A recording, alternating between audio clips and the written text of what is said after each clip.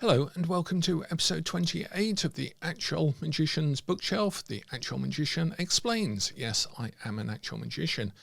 And in this episode we are going to be continuing our look at Magick Without Tears by Aleister Crowley.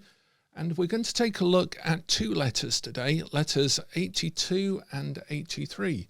The Epistola Penultima and the Epistola Penultima. The ultima and penultima, the last but one and the last letters. And we're also going to take a quick look at the Book of Lies and my favourite ever tarot card out of the tens of thousands of tarot cards I've seen over the last 45 years. We're going to be taking a look at why it's actually an oracle card in the Philosopher's Stone deck. And I've shared this before in previous videos, but I want to explain one of the other reasons why that is one of my favourite images of all time based on these two letters. So these two letters, one is called The Two Ways to Reality and the other one is called Nothing. It just is the final letter or the final epistle from Aleister Crowley. But both of them are quite interesting because they maybe are not quite what you would expect him to sum up his whole life's teachings with, but it's because they're both a summary, but they are also incredibly deep and they go to the heart of mysticism, of magic, of reality, and in my sense at least, the Western esoteric industry system that I teach. So this is why these are very personally important to me as well. Now, we looked in a previous letter a little bit about yoga and magic, and Crowley returns to that in these two things. And to cut short the question that I posed in the text for this video, what was one of Crowley's regrets, I guess, that he did state, was that he never finished his work with the Enochian work of John Dee and Edward Kelly, and he makes a point of noting that he would have liked to have gone further into the Enochian work and didn't have time to do it in his life. So let's just take a quick look at letter 82, but he then expands that in letter 83. So letter 82 is basically him answering the question, will you tell me exactly why I should devote so much of my valuable time to subjects like magic and yoga? Which is an important question to ask, even if it's the last question or the penultimate question to be asked by the student. Why bother? Why bother with any of this stuff? Why bother with initiation, with esotericism, with the occult, with magic? Now, my personal answer to that over the years has always been, well, it's a win-win situation. If an absolute skeptic said something along the lines of, well, this is it, this is reality, this is all there is, there's no unseen world, there's no spirituality, there's no God, there's no anything beyond the purely material sensory world that we appear to exist in. And they would say we don't appear to exist in it, we just exist in it. Now, if that's the case, it doesn't matter what you do, really. There's no grand plan, there's no grand scheme, there's no meaning other than the one we give it. So we might as well give it, in my view, an interesting meaning, a profound meaning, a imaginary sense of the importance of inquiring into the world, of experimenting, of having weird and strange experiences that don't seem to be explainable, and so on, meeting interesting people, going on interesting intellectual journeys, spiritual journeys, real journeys in the world, traveling, talking to people, partying, everything that you can fill your life with. As my occult teacher once said to me, you are the eyes, the mouth, the nose, the ears, the sense, the taste buds of the entire universe, so give it a bloody experience to remember. So I've always taken that to heart as well. But if that's the case, then I'm going to win in the sense of having a lot of real interesting experiences in my life. And it doesn't matter that magic isn't real, because in that worldview, it doesn't matter anything.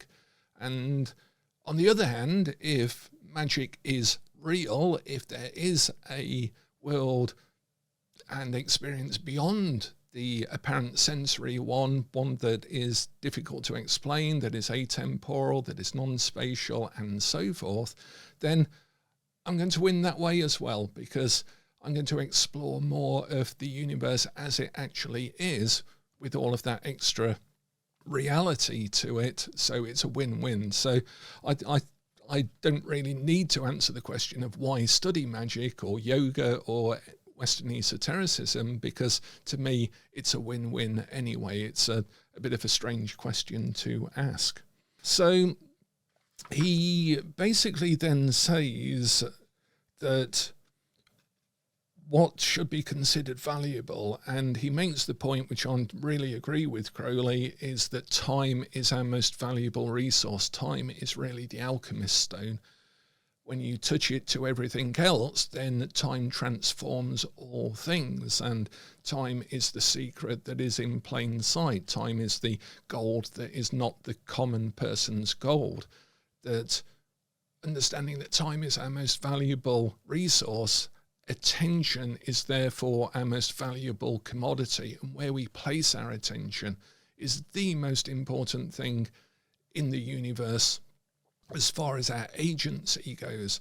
Where we place attention is the most important thing, and everything follows that. So he then goes to talk about whether there is intelligent design in the universe, and this is where Crowley is starting to get really deep really quickly. He's basically talking about reality and God and intelligent design and so forth in these last two letters. And he basically makes the point that it's important to understand that if there is such an intelligence, an intelligent design, then how are we going to explore that? How are we going to interpret this intelligence? He says, how then are we to explore and finally to interpret this intelligence? And to me, I've paraphrased this as the universe is an active inquiry. It's an inquiry into itself. And as a result, all of Western esotericism is a navigation of that same inquiry. So we align ourselves in the same inquiry. We recognize that we are part of inquiry itself. And he then talks about the two ways of doing that, of making that inquiry into the intelligent design of the universe. And one, to summarize, is yoga, which is an interior quest and a elevation of the senses to try and reach the ecstatic state of union with reality and with the divine nature of reality. And magic is the opposite of that. Magic is the quest in external experimentation, what Crowley called scientific illuminism, into the nature of the universe by testing it out through ritual, through path working, through astral travel, through all of these methods that we have in Western esotericism, which are basically inquiring into the possibility inherent in the universe. What works, what doesn't work, what can you make work, where is one's model of the universe broken, is testing. And this is our formula of Kesheth on the Tree of Life, where we go down the moon path and up the Last Judgment path. We make a decision, we test it out across the tower path, then we come back down and we synthesize it in the world path in the middle, in our psyche and in our psychic nature and interpretation of the universe and of ourselves as well, through self-examination, through therapy, through counseling, through dream interpretation and divination and so forth. And so he basically says that you can go either of these ways. We call one magic and we call the other.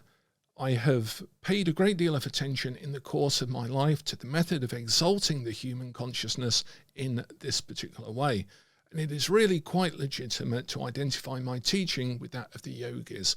He basically is pointing out, and in Magick in Theory and Practice, it has sort of several books in that. There's like book 4 and so forth, which is more on magic, but there's also a huge section on yoga as well, to which we owe Crowley a lot of thanks for delivering yoga into Western esotericism and into Western society as a whole. Him, Alan Bennett with Buddhism and so forth.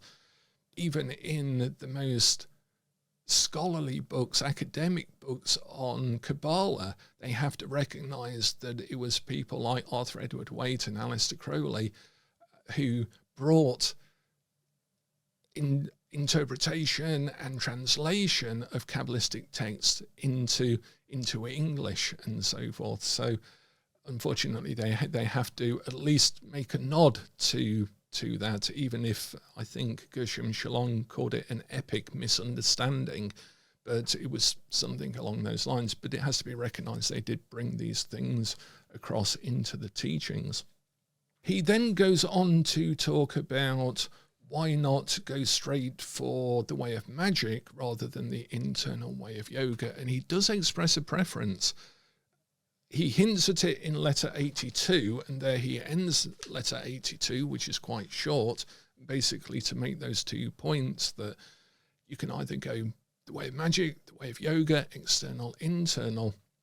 But then in the final letter, he really goes into the dangers of following the internal path alone or solely. He says you can work it that way, but there are a lot of problems with working it that way, that one can get too obsessed with oneself. One can start to identify the core being of attachment and the attached identity with the grandiose, overly profound, overly, what's the word? I can't think of the word. I was reading it earlier on, but the sort of overly bearing, self-profound, there's a word for it. I'll see if I can think of it and put it down here somewhere. We can get totally bound with that self and then bring in all of those energies, forces, meta-consciousnesses almost, and then cram them into the mind. I think it was Alfred Whitehead who said that the mind must be enlarged to comprehend the mysteries, not the mysteries reduced to fit inside the mind. And this is what Crowley is also talking about, the danger of yoga and the sort of self-development practice, that you can develop the attachment or the attached self and the illusionary self, the manifest self, the personality as we project it outwards, and then identify that through all of the forces that we are then working with and invoking, and the states of awareness that become very grandiose and so forth. And this is what he warns about, and perhaps Crowley himself was prey to that. One can argue either way with that. Then he goes on to say that we have to work with the results of our magical experiments, naturally and necessarily are very distinct, which we may obtain by ordinary methods. To begin with, we must build up an apparatus of examination, and this we do by discovering and developing qualities in our own structure which are suitable for the purpose. And he then talks about the development of the astral body, and he talks about the knowledge and conversation of the holy guardian angel by saying that this makes a magical link that we talked about in a previous video in order to experience the universe inside out, almost as an objective observer within the objective universe itself, rather than as a subjective self seemingly within a projected and real universe. The knowledge and conversation of the holy guardian angel switches that in the middle of the tree of life so that one becomes an objective reality inside a projected self, if that makes sense. That the general state of being is quite often that we feel real inside what appears to be a real universe, but we somehow suspect is unreal. And what happens is that the reality becomes the universe and the illusion becomes the self as the lived experience, and that is the knowledge and conversation of the holy guardian angel. In part, that is one of the symptomatic arising states that comes from that particular experience and initiation. And he basically goes on to say, it is found furthermore in the course of experiment that a great many of the apparent differences in our study conceal a hidden unity, and vice versa. Like every other science, both the subject and the object of the work increase as that work proceeds. And so he's basically saying that as we progress, we find less difference between object and subject, self and other, internal and outside. This is why as above, so below is also more deeply as within, so without, as then, so always. There is a unity that the magician is finding themselves in, because the magician card is the number 1, of course, but it is constantly saying there is no difference. It is not as above, so below. It is the same. And we have to say as above, so below, but we're still making a difference in that. And then he actually says on page 502 of this copy in letter 83, the final letter, before closing the subject entirely, I think it well to point out that there are quite a number of worlds on which a good deal of work remains to be done. In particular, I cannot refrain from mentioning the work of Dr. D and Sir Edward Kelly. My own work on this subject has been so elaborate and extensive that I shall never sufficiently regret that I never had an opportunity of completing it. But I should like to emphasize that the obtaining of a book like Liber 418 is in itself so outstanding an achievement that it should serve as an encouragement to all magicians. So he's basically saying in the Vision and the Voice, in his Enochian work and works related to that is evidence or proof that there is a lot to be found still in the Enochian work and the rising of the planes and so forth. And then he mentions Abramelin, the Greater and Lesser Keys of Solomon, Cornelius Agrippa, and so forth. But he also now gives the warning on this side of the fence, or coin perhaps, on the side of magic. I must conclude with a warning. So many of these branches of magic are so fascinating that any one of them is liable to take hold of the magician by the short hair and upset their balance completely. It should never be forgotten for a single moment that the central and essential work of the magicians is the attainment of the knowledge and conversation of the holy guardian angel. And he's basically, as we saw in the video I did on bad magic, pointing out that magicians often, and it is still evident to this day, it was evident at the time Crowley was writing, it was evident before, that the fascination of the work itself is the evil thereof that we speak of, in the sense of evil is quite mundane, quite boring, and almost so elusive and under one's attention that it is so easy for it to creep in.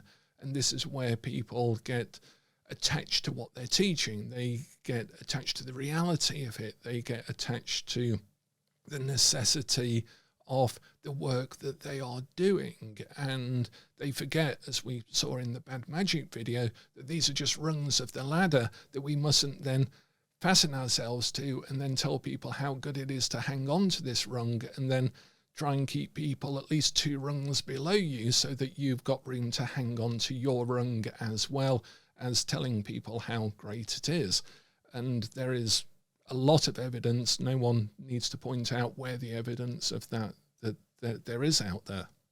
So he says anything apart from this course is a side issue and unless so regarded may lead to the complete ruin of the whole work of the magician.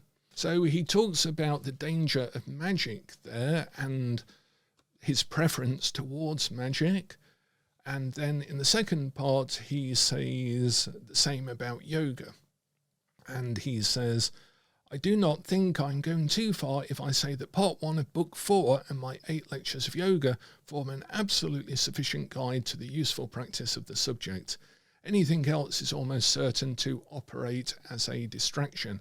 In our previous video, I mentioned Paul Brunton's Hidden Teachings Beyond Yoga, which I think is a better example of what Crowley is talking about here. That yoga is sufficient into itself, but then what do you do once you have achieved the yogic states and the yogic positions? Where do you go from there? What is it preparing the mind to be able to then do? And Paul Brunton looks at that in a lot of detail. And Crowley is saying that you only need book 4 and 8 lectures on yoga, his 2 works. But of course, there have been an awful lot of things written about yoga since. And he talks about the 4 divisions, classifications of yoga as Jnana, Raja, Bhakta and Hatha yoga. And he starts to add mantra yoga and says then it becomes a whole thing in itself.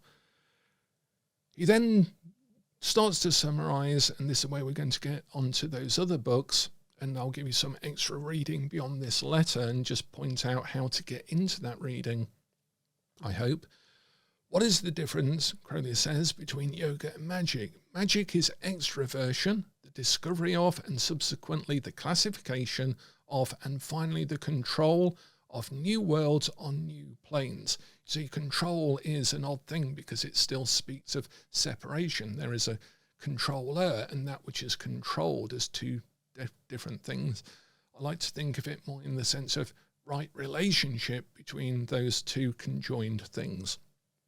So far as it concerns the development of the mind, its object and method are perfectly simple. What is wanted is exaltation. The aim is to identify oneself with the highest essence of whatever world is under consideration. With yoga, you might easily slip into saying that it was identical, with the exception that the new worlds are from the start recognized as already existing within the human cosmos. And he goes on to say that there is a simplification of explaining this, and it is this. This is where we come on to the other books. Magic is the journey from 0 to 2, yoga from 2 to 0. And here we now go into the real depths, right in this final letter, of Crowley's whole structural analysis, his model of reality, the divine, the cosmos, magic, yoga as being the 2 branches underneath that great tree. And that is what is called the 0 = 2 equation. It's a tricky thing to explain, but it is quite simple at the same time. It's a sort of paradox. And it is, if we have 2 things, we have separation, as above, so below, as within, so without. There is me, here is the universe, here am I, there are you. But actually those things add up as -1 and -1, or 0 and 0, because the universe at heart is infinite and therefore unknowable. There is no the outside of the universe to be able to call it the universe. It is just universe. At the same time, when we go inside ourselves, we find that there is awareness that has no identity, and therefore that is a 0 as well. So the 2 is actually 2 zeros. The universal 0 and the self-illusion 0. And as a result, when you add 0 and 0, the 2 things, you get 0. And that is the core, I guess, the simple essence, I think, of 0 = 2 and the equations thereof. And then he finishes by talking about 0 = 2.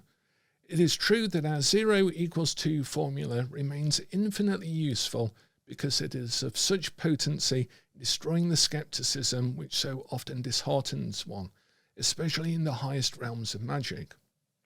The criticism which the enemy directs against your sun-kissed tower is thrown back from those same glittering walls. You accept the criticism at the same time as you dismiss it with a laugh, i.e. it's a win-win situation. Why study magic? Because if it doesn't exist, then you're going to have a magical life, and if it does exist, you're going to have a magical life in the sun-kissed tower. And therefore he finishes, it may seem strange to you as you read this letter to have watched how the pendulum has swung always a little and more towards the side of magic. I do not know why this should have been, but that it is so, I have no doubt whatsoever. I see quite clearly now that yoga from its very first beginnings is liable to lead the mind away into a condition of muddle, and for each such state yoga itself provides the necessary cure, may not ask oneself if it is really wise to begin one's work with axioms and postulates which are inherently dangerous. The whole controversy might be expressed in a differential equation. Their curves become identical only at infinity, so 0 equals 2 only makes sense at the point that 0 is 2 zeros. Their curves become identical only at infinity, and there is no doubt, at least to my mind, says Aleister Crowley, that the curve of magic follows a more pleasant track than that of yoga. To take one point alone, it is evidently more satisfactory to have one's malignant demons external to oneself. That's such an important point that Crowley is making.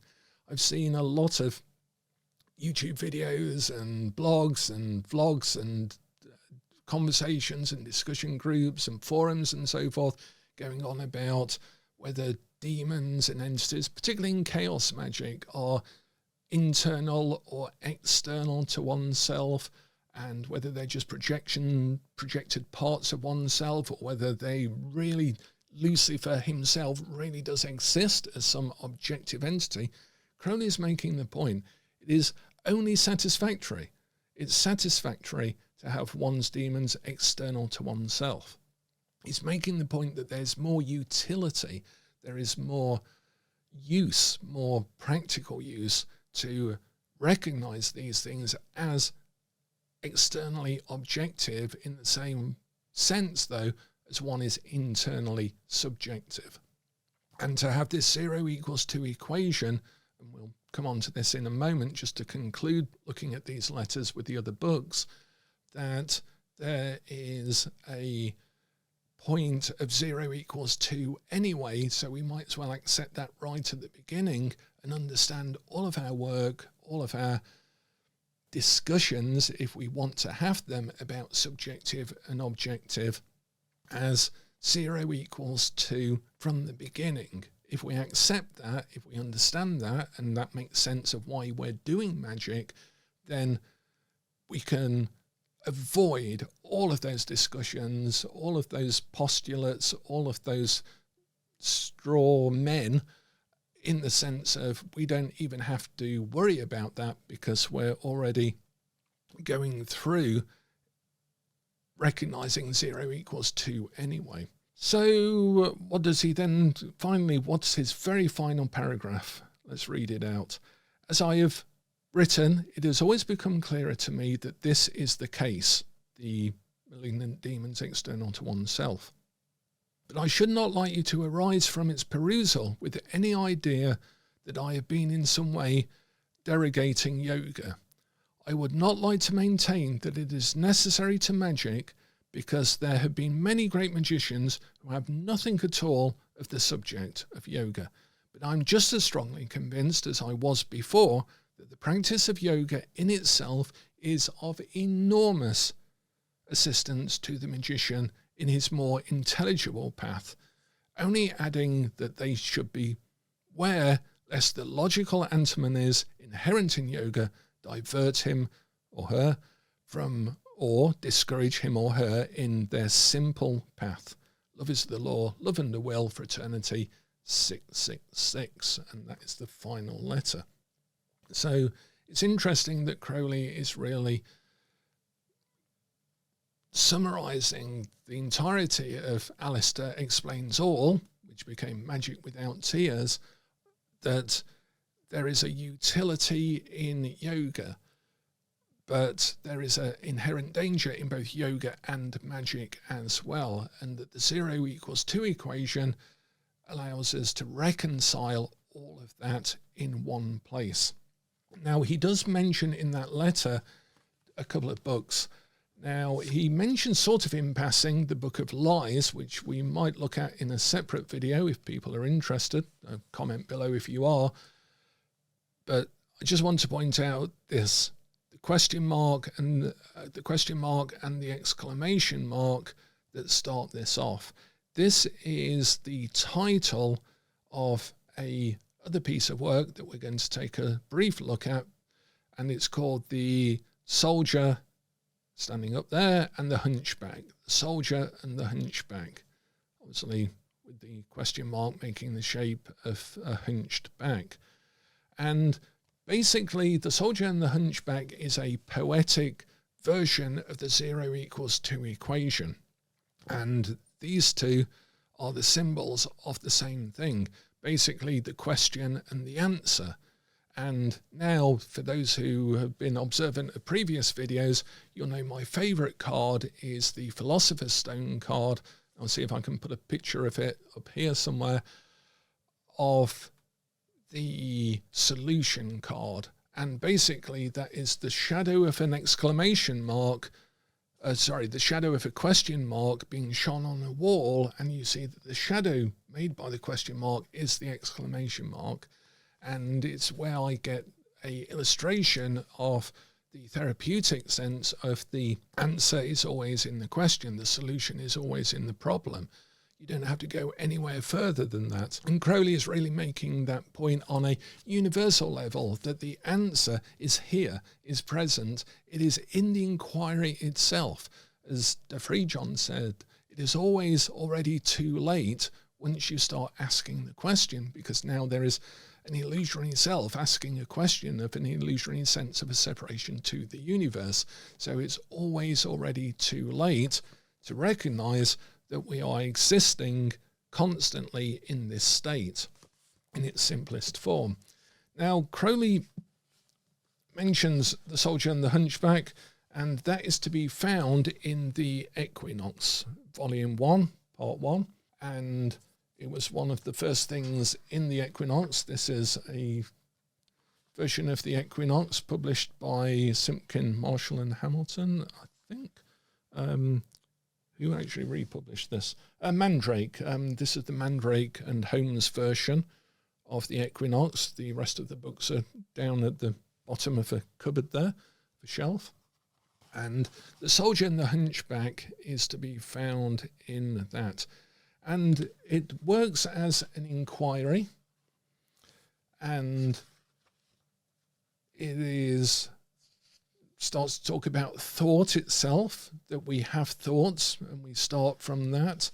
And it's a sort of analysis, a philosophical analysis of self, reality and thought and existence. What is existence? So he's really getting down to the sort of Hegelian, Bertrand Russell examination of, is there reality? What is reality? How can we tell what reality is? Do we exist? And Crowley is talking about thought.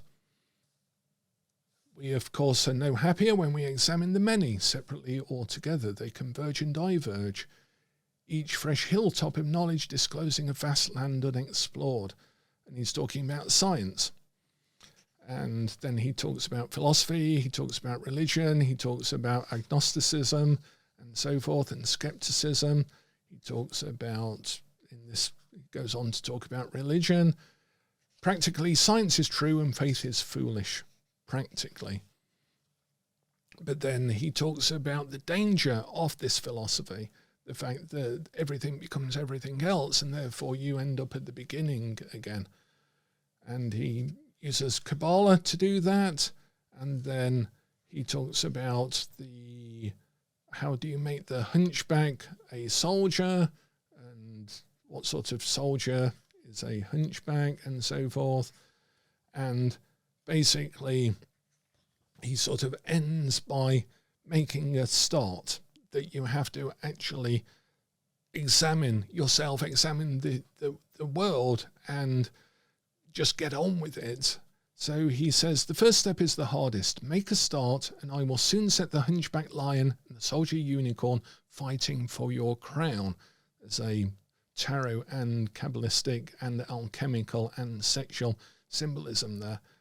They shall lie down together at the end, equally glad, equally weary. While soul and sublime that crown of thine, brother, shall glitter in the frosty void of the abyss, its 12 stars filling that silence and solitude with a music and emotion that are more silent and more still than they.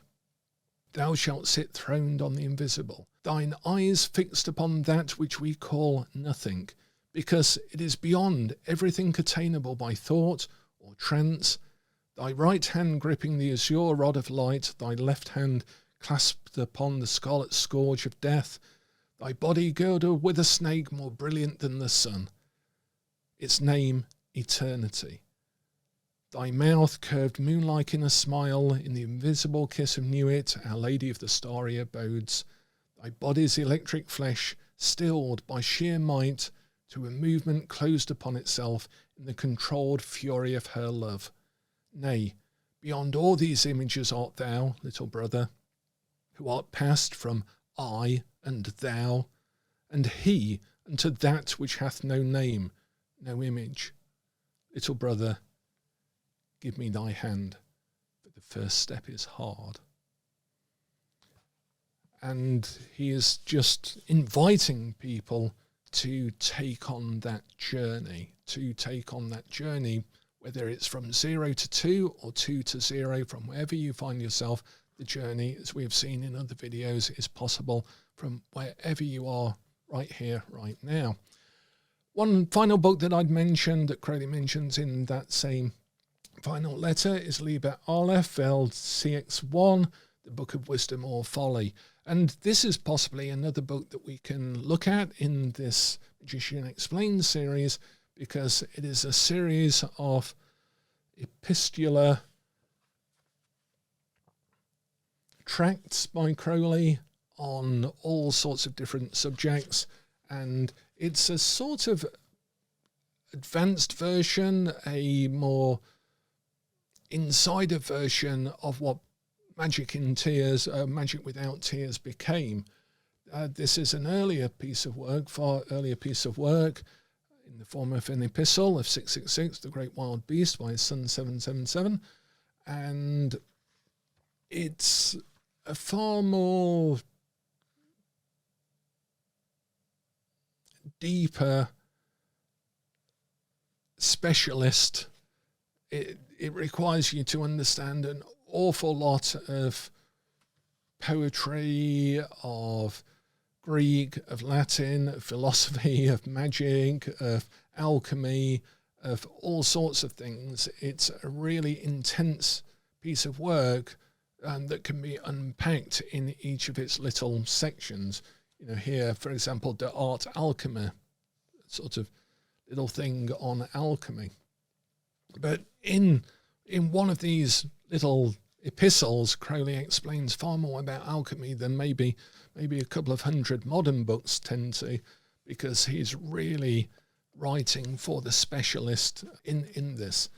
And so perhaps we can take a look at Liber Aleph again, make a comment if you'd like me to take a look at this in the future as well. And so that's basically where we stand with the final of those letters. We can go back and look at some of them. I'll have a quick read through over the coming week and see if there's a few other things that we can take from the middle bits of this. We've looked at several, I think, of the most important things. There are several letters in here. There's actually, of course, a letter that I think we've touched on before on the 0 = 2 equation that now hopefully might make sense to you. I can't remember which letter that is. I'll see if I can find it again. Here it is. It is letter 5, the universe, the 0 = 2 equation, which you can go on to read in the light of the final letters when Crowley loops back to that point. And a lot of the middle bits of this are answering really straightforward questions like what beings have I seen with my own eyes, like in terms of practical manifestation of spirits and things. He has a very surprising answer to that, of course. And sort of typography, a delineation of different occult schools, different ways of thinking within the occult. But a lot of that is quite dated now, I would guess. It's interesting to see what Crowley thought was black magic, was white magic, was the middle path, was the first way, the second way, the third way, and so forth, the different schools of magic. But often it's basically taking a pop at theosophy and spiritualism from an esoteric point of view. And a lot of those views, a lot of those models are now entirely codified, I guess, through academic studies of occultism, Western esotericism. We have very different typographies of what we might even call Western esotericism. And so when Crowley is talking about things like witchcraft, it's really hard. I find it really difficult to talk about what Crowley meant by witchcraft to anyone, because everyone nowadays has such an embedded view of witchcraft, and even what witchcraft isn't. For example, the sort of cackling old hags on medieval woodcuts. Both the positive, negative, the stereotypical, all of that is not what Crowley is talking about when he mentions witches and witchcraft. He has a very, very particular way of talking about that. So when he then makes a typography or a comparison in a letter between witchcraft and magic, it's really difficult to explain and get over people's preconceived ideas for the whole of their life, because Crowley was writing before most of us were born, and even had a very particular view of his time as to what he was talking about by those terms. So I don't think there's much interest or utility in really going into those typographies and the letters that he writes about that, and having to do all of the hard work of re-explaining what he meant by witchcraft in order to explain what he meant by a comparison of that to something else. It's fairly obsolete now, some of that, but it is important and useful if you're really studying Crowley in depth, because you really have to understand, you have to use his dictionary of his time and his life, not a modern dictionary, in order to interpret what he's talking about. And the same with people like Arthur Edward Waite as well, where we have to do the same thing. We have to understand what he was writing about in his terms, not the terms that we would associate now personally or academically with the hidden teachings or the Grail or alchemy and so forth. They had a very particular way of looking at that has entirely been passed into a new language that we speak nowadays about these things. So anyhow, that's the final two letters of Magick Without Tears. I will have a look if there's anything in the middle that we need to go back on that I think is important, but I hope this series has encouraged you to really give Magick Without Tears a chance and to enjoy Crowley's sense of humour, his acerbic wit, and so forth. Pretentious is the word I was looking for earlier on. The fact that quite often the higher beings always talk in a very pretentious manner because their projections, they're coming through an attached ego whose basic function is to present a personality and to structure that and to make it central to our core of identity. Therefore, when the higher powers come through, they speak in a pretentious manner, and that's the word I was after. My brain is partially working, that's good. So anyhow, so that's Magick Without Tears. I'd encourage you to go and take a look at it, and perhaps we'll take a look at the Book of Lies, Liber Aleph, or some other subject as well. And for those who are going to be celebrating the upcoming holidays at the time of recording, it's December the 12th today, I wish you the best for the holidays as well. And thank you for engaging with these videos. It was an experiment this year to grow a beard and to do a series of videos on YouTube to see if I was going to enjoy that, if it would be any use to anybody. And I'm happy to say that I've had fun producing them, and I'm going to look forward to producing some more next year as well. I'm going to stop this shorts, which I've been doing every single day, demonstrating, showcasing a book for less than a minute, writing a bit of text about it. I wanted to do that for the first year at least, just so I had a personal record at least of the books I found more influential, more useful on different subjects. But it's up to those viewing as well as to whether I can be of any service in talking about any subject that I have any knowledge or experience of within the whole corpus of the Western esoteric industry system. But until then, as ever, the worker is hidden in the workshop. Thank you.